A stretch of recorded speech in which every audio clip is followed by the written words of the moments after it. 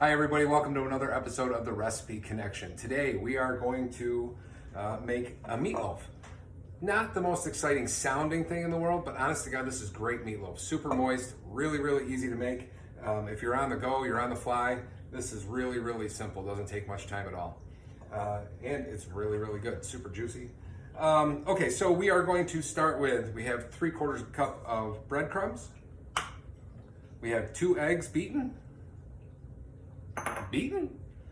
My voice cracked there? I don't know, maybe. We have a 1/2 cup of heavy cream, 3 cloves of minced garlic, chopped garlic, diced, whatever. We have a tablespoon of Worcestershire sauce,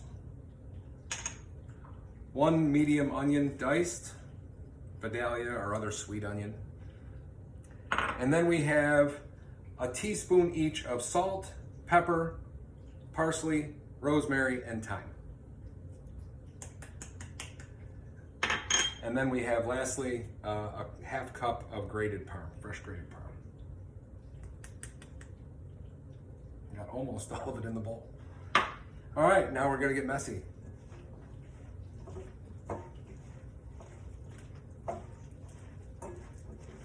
Just FYI, I don't use my hands for this part. Yeah, I didn't think so when I started doing it.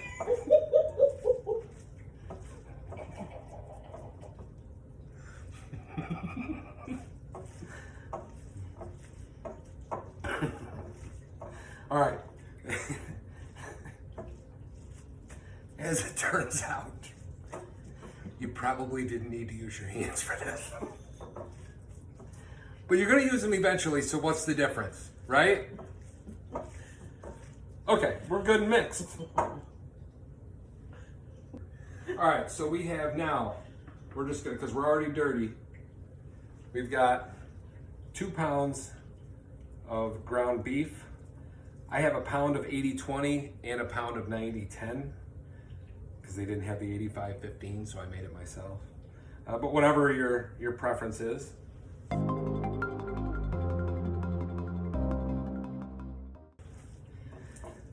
The instructions say that you can't overmix this. Now in the past, like meatballs and meatloaf, if you overmix it, it gets tough. Because we're doing this in a slow cooker, apparently you can't really overmix it. So we're just gonna go to town and not try and knock the bowl onto the floor and not spray the entire counter with shrapnel. This is my first time making meatloaf. Normally Michelle handles this.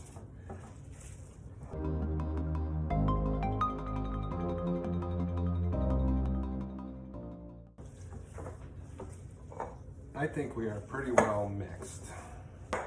All right, so we are going to form this into a loaf. I wish I had done that on a cookie sheet, but we're just going to do it in here.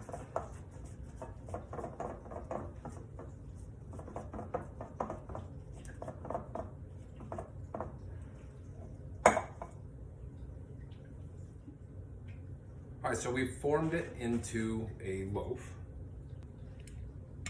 And now we have it on low. We are gonna let this go for 6 hours, and then we'll check back with you. There's a next step. There's a nice little glaze that goes over the top of this, but we'll get back with you in a little bit. Hi folks, I am not going to be on camera, but I'm going to make this glaze because Spence is gone golfing. Surprise! So, okay. So anyways, the glaze, we like to double it because we like that glaze. So it calls for a 1/4 cup of ketchup, and we're gonna do a 1/2 cup. So we'll start with that.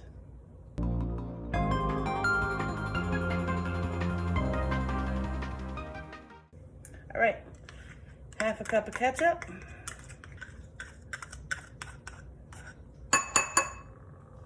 I got that from Chris, the little thing. All right, so a couple tablespoons of Worcestershire.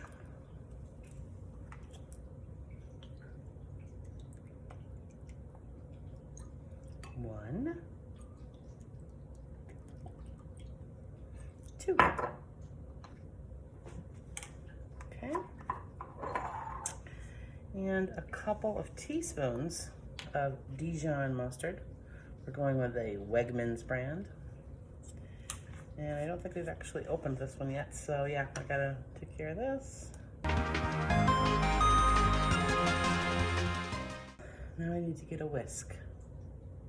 All right, so here we go. Get this all mixed up really good. And then this will go over top of our meatloaf. It's been going for 6 hours. And once you put the glaze on, turn it to high and let it go for 30 minutes till the glaze sets a little bit. But there's actually a step I do before the glaze, which we'll show you next. So there we go. Here's the glaze looking all good. Num num num. Oh, wait. I forgot something very important. That is the brown sugar. We need 4 tablespoons of brown sugar. So this is my brown sugar container, which is supposed to keep it all moist all the time, this thing. You're right. Okay, so rinse in my hands.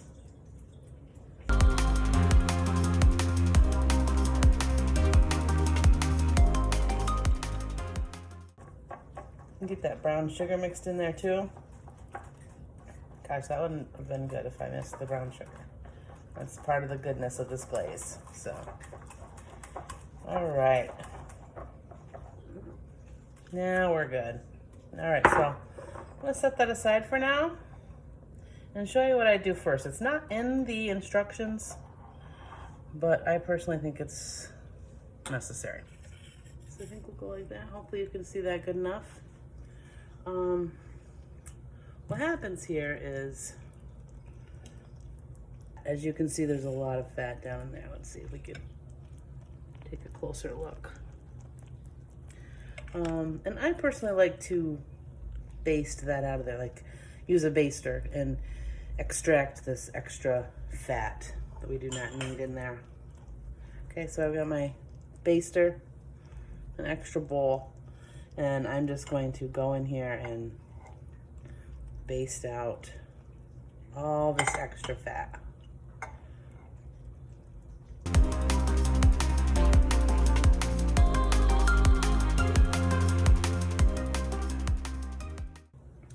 We're going to glaze this. I basically just pour it over the top, but I also like to use this to spread it around a little bit.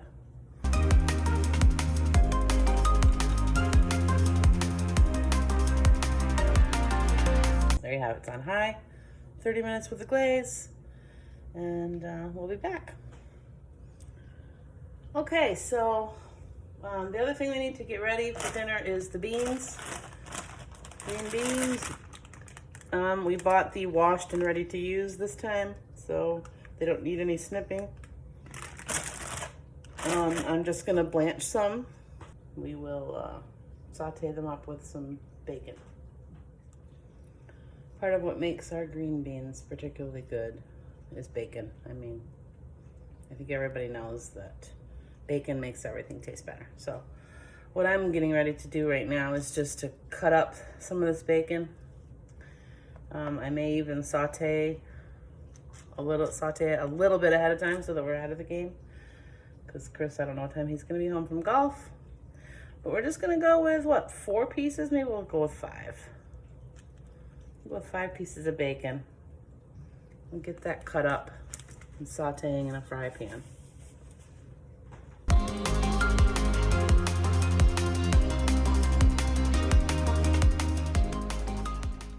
All right, so we got our bacon all cut up. I'm about to get out of a little frying pan, saute it up, give it a little pre-saute so that later I can just add it in with the beans and we won't have to wait as long for it to crisp up. Just kind of a way to get things done ahead of time. Because like I said, my husband is gone golfing and who knows when he's gonna come home. I know, look at, my hair is hanging in the bacon and that's bad. Okay, so the other thing we're gonna have with our beans and our meatloaf tonight is this these Wegmans au gratin potatoes. These are pretty common around here. They're easy. We love easy. And they're tasty.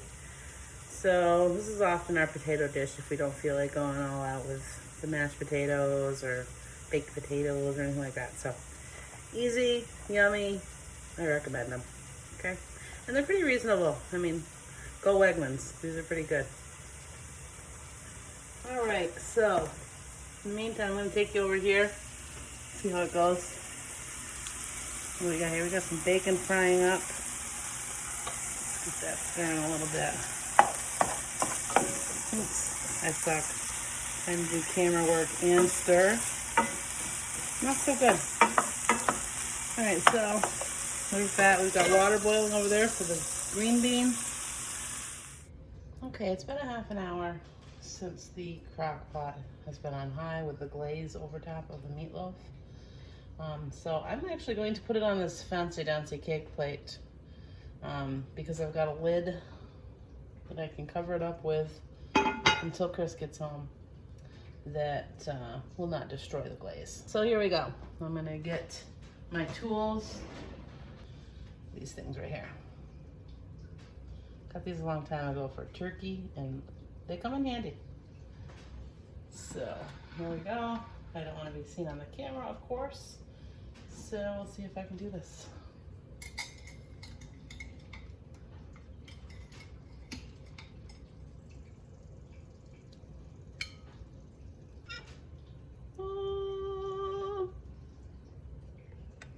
She's looking good. Looking juicy. And there it is. Got lots of glaze on it. It's looking quite good. Our meatloaf is done. It is glazed. It looks great. I'm gonna hope that I mixed it the right way. And he's back from golf. All right, I may have played golf in between this whole process. While this was in the crock pot, I may have gone out and played a little golf. So we are gonna dive right into this. I don't like the heel. I'm gonna go with a centerpiece. I'm a bit of a meatloaf prima donna, I guess.